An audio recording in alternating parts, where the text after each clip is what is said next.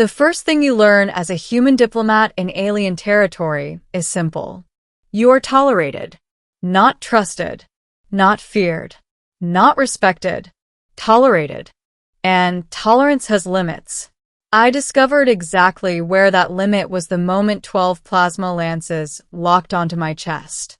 The summons. My name is Ambassador Lucas Hale, Terran Coalition envoy to the Aran sovereignty.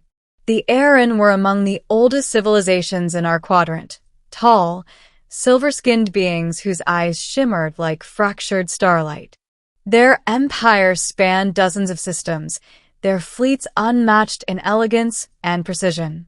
And they did not like humans. Not openly. But the way their council members looked at me during negotiations made their opinion clear. We were new. Loud. Expanding too quickly. Dangerous. Still, an alliance with humanity offered advantages. Our adaptability. Our industrial growth. Our inconvenient habit of surviving everything, which is why I was standing in the Aran royal court when everything went wrong. Accusation. The chamber was vast, its ceiling arching into a dome of living crystal that refracted distant starlight into cascading beams. Queen Valeth sat upon a throne grown from luminous stone, her expression unreadable. To her right stood Princess Saralith. To her left stood High Commander Wraith. It was Wraith who made the accusation. The energy signature detected near the border outpost matches human drive modulation, he said, voice sharp as drawn steel. A covert military presence. My stomach tightened. That's impossible, I replied calmly. The Coalition has no ships operating in restricted Aran territory. You expect us to believe this coincidence? Wraith snapped. A destabilizing incident near our border during alliance negotiations. I kept my voice steady. If a human vessel was there, it was rogue or unauthorized. I'll investigate personally. Murmurs rippled through the chamber. The Queen raised a hand, silencing them. Ambassador Hale, she said evenly. Until this matter is clarified, you will remain within palace custody. Custody, not arrest, but close enough. I inclined my head. Understood. I thought that would be the end of it. I was wrong. The arrest.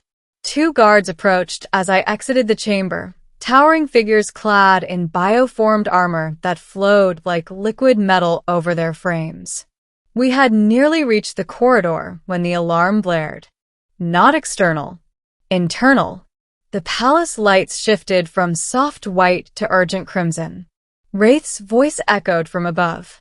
Seize the human. The guard stepped back instantly, weapons rising. I froze. What is this? I demanded. New intelligence, Wraith said, descending from the upper balcony.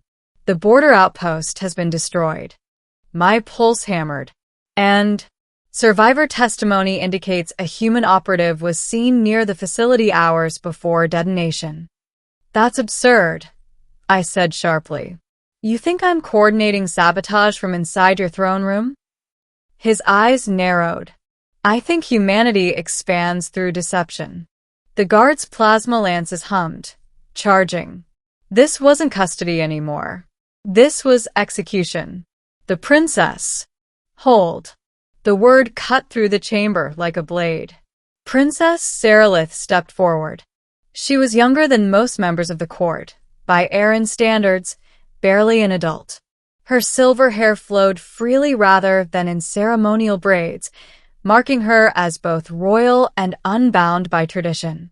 Stand down, she said calmly. The guards hesitated. Wraith's voice hardened.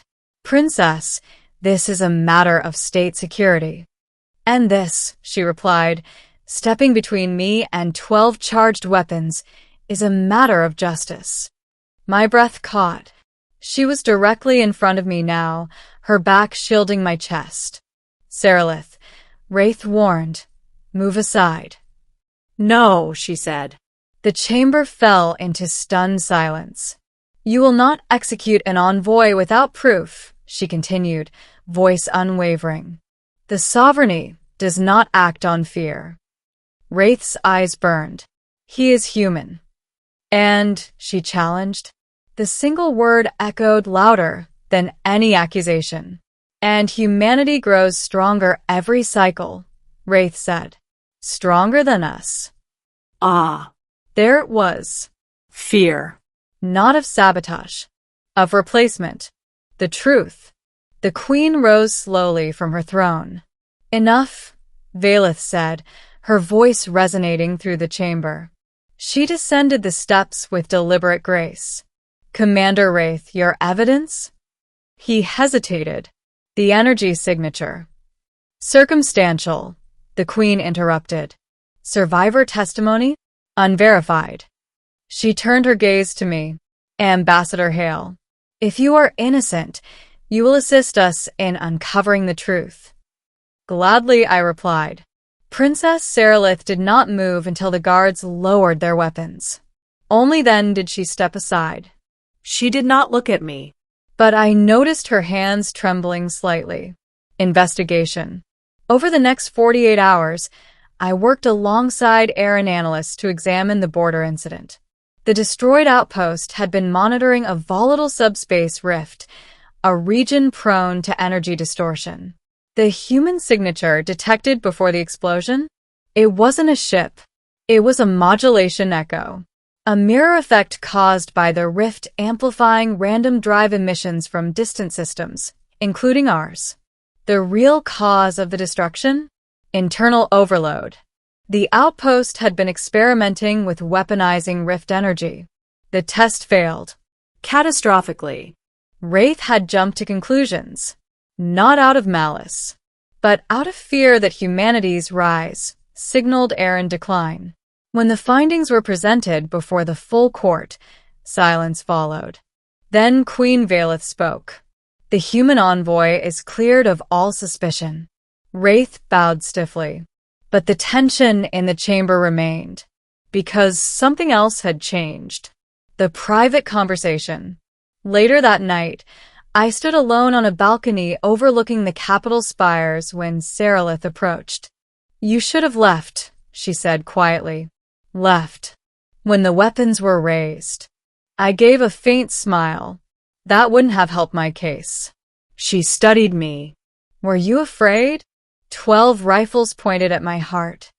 I said lightly. A little. Her luminous eyes flickered. Yet you did not beg. I knew I was innocent.